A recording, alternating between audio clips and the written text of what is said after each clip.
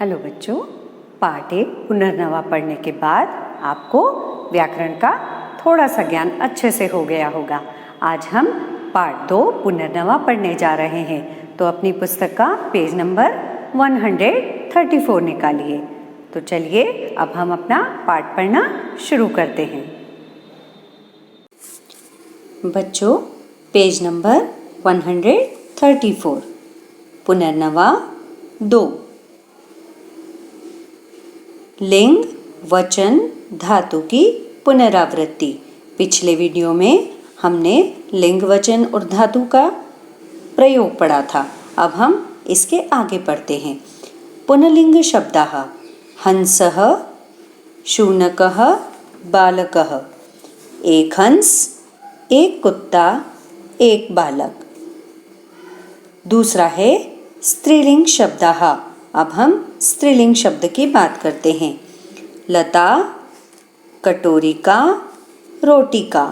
लता बैल, कटोरिका कटोरी, रोटिका रोटी। नपुंसकलिंग शब्दाः जलम जल, मुखम चेहरा, पुस्तकम पुस्तक। इन सभी शब्दों में आपने ये देखा होगा कि पुल्लिंग शब्द के पीछे अह आता है। यदि पुल्लिंग एक है तो उसके पीछे अह आएगा। स्त्रीलिंग शब्द में आ की मात्रा पे खत्म होगा और नपुंसकलिंग में अम पर खत्म होगा। यानी जो भी शब्द है उसके आखिरी में म के नीचे हलंत लगेगा। तो अब आपको समझ में आया होगा। मुखम जलम और जलम, आपको ये कन्फ्यूजन नहीं होना चाहिए कि जलम, टीचर ने कहा था कि जल नदियाँ जितनी भी है वो सब स्त्रीलिंग में काउंट होती है। ये जल इकट्ठा है, ग्लास में भरा हुआ है, इसलिए ये जल नदी वाले जल से भिन्न है, इसलिए यहाँ पर ये नपुंसकलिंग में आया है। अब पेज नंबर 135। तीनों वचनों में तीनों लिंगों का प्रयोग। त्रीणि वचनानि सन्ति। हम तीनों लिंगों के शब्दों का प्रयोग तीनों वचनों में कैसे होता है उसके बारे में पढ़ेंगे। बालः, बालो, बालाः। इसका क्या मतलब है? एक बालक, दो बालक और बहुत सारे बालक। एक बालक बालः, दो बालक बालो, बहुत सारे बालक बालाः। अब आते हैं स्त्रीलिंग शब्द पर।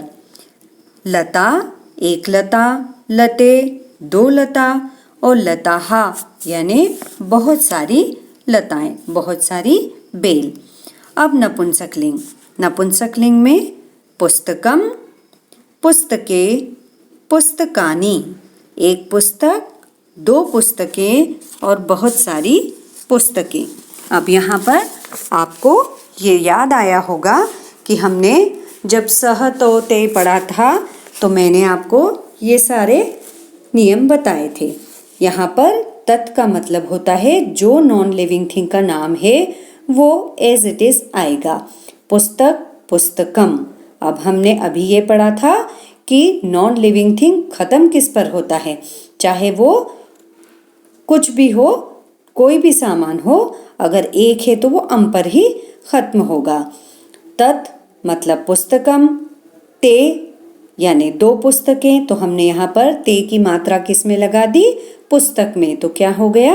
पुस्तके। और तानी मतलब पुस्तकानी, आनी की मात्रा तानी। अब देखिए पेज नंबर 137 की कुछ एक्सरसाइज जो हमें एक वचन बहुवचन के प्रयोग के लिए आगे के लिए हमको सहायक होगी। अब अपनी पुस्तक में देखिए, संस्कृत में 3 वचन हैं जो हम पहले ही पढ़ चुके हैं। एक वचन एक के लिए, द्विवचन दो के लिए और 3 या 3 से अधिक बहुवचन कहे जाते हैं। अब अपनी पुस्तक में देखिए पुनर्लिंग शब्दाः। अब पुनर्लिंगाः कैसे हैं? एक वचन, द्विवचन और बहुवचन में कैसे प्रयोग होते हैं? सबसे पहला है गजः, गजो, गजाः। एक हाथी, दो हाथी और कई सारे हाथी। अब है नरः, नरो, नराः। इसका मतलब एक नर, एक मनुष्य, दो मनुष्य और बहुत सारे मनुष्य। वृक्षः, वृक्षो, वृक्षाः।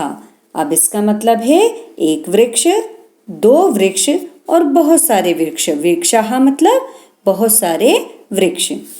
अब देखिए स्त्रीलिंगाः। लता, लते, लताः। ये हम अभी पढ़ चुके हैं। एक लता, दो लता और बहुत सारी लताएं। महिला, महिले, महिलाः। एक महिला, दो महिलाएं और बहुत सारी महिलाः। अब महिले, आप ध्यान रखिए कि जितनी भी स्त्रीलिंग शब्द है और जितने भी नॉन लिविंग थिंग वाले नपुंसकलिंग वाले शब्द आएंगे, यदि दो है तो उसमें हमेशा आपको एक ही मात्रा लगानी है। अब देखिए तीसरा है बालिका, एक बालिका, बालिके, दो बालिका और यहाँ पर लिखा है बालिकाः अर्थात बहुत सारी बालिकाएं। अब नपुंसकलिंग पर मुखम, मुखे, मुखानी। मुखम एक चेहरा, मुखे दो चेहरे, मुखानी बहुत सारे चेहरे। अब अगला है पुष्पम, एक पुष्प, पुष्पे दो पुष्प, पुष्पाणि मतलब बहुत सारे पुष्प। कमलम अर्थात एक कमल का फूल, कमले अर्थात दो कमल के फूल और कमलानी मतलब कि बहुत सारे फूल। अब यहाँ देखिए सारे एक वचन वाले जितने भी नॉन लिविंग थिंग हैं वो सब किस पे ख़त्म हुए हैं? अम पर ख़त्म हुए हैं। एक वचन वाले स्त्रीलिंग के शब्द कहाँ ख़त्म हुए हैं? आ की मात्रा पर ख़त्म हुए हैं। और एक वचन में पुल्लिंग वाले शब्द कहाँ ख़त्म हुए? अह पर ख़त्म हुए हैं। ये आपको याद रखना है ताकि अगले पाठों में जैसे जैसे आपके सामने नए नए शब्द आएंगे तो आप उसे बहुत अच्छे से पहचान सकेंगे कि अगर एक वचन है तो पुल्लिंग में अह की मात्रा होगी, पीछे विसर्ग होगा और स्त्रीलिंग में सिर्फ आ की मात्रा होगी और नपुंसकलिंग में अम पर खत्म होगा। ये आपको ध्यान रखना है। द्विवचन में भी आपको ये ध्यान रखना है कि दो है तो अगर पुल्लिंग है तो औ की मात्रा है, सह तौ पढ़ा था हमने। फिर स्त्रीलिंग में दो है तो एक ही मात्रा और नपुंसकलिंग है तो उसमें भी एक ही मात्रा ही आएगी।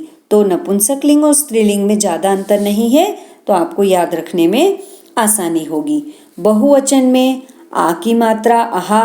अब यहाँ पर कुछ चीज़ें ऐसी हैं जब हम आगे के पाठ पढ़ेंगे तो आपको ये समझ में आएगा क्योंकि हमने याद किया था सह तो ते। अब ते का मतलब यहाँ पर जो शब्द आया है एक वचन में उसी शब्द में आ की मात्रा में इसको आगे बढ़ाना है। बहुवचन में स्त्रीलिंग में हमने ता पढ़ा था, सा ते ता, तो ता भी होता है और ताह भी होता है अर्थात ता के बाद आ की मात्रा के बाद अह विसर्ग भी होता है। जब हम आगे पढ़ेंगे तो इसका क्या अंतर है वो भी हम समझेंगे। अब नपुंसकलिंग में लास्ट का वर्ड क्या पढ़ा था हमने? तत ते तानी मतलब आ की मात्रा और नी। तानी का मतलब त और आ और नी नहीं है। तानी का मतलब होता है आनी। आपने प्रत्यय बहुत अच्छे से पढ़े होंगे तो आपको ये याद होना चाहिए कि प्रत्यय कहाँ लगता है? पीछे लगता है शब्द के। और तानी बोला है तो इसका क्या मतलब है? तानी शब्द के बाद क्या आवाज़ आ रही है? आनी। तो मुझे उम्मीद है आपको ये पूरा समझ में आया होगा। अब हम अगले वीडियो में मिलेंगे अगले पार्ट के साथ। तब तक ये तीनों वचन के जितने भी शब्द हैं उन्हें बोलने की प्रैक्टिस कीजिए। अब हम अगले वीडियो में मिलेंगे, तब तक अच्छे से सारा याद करिए। Have a nice day.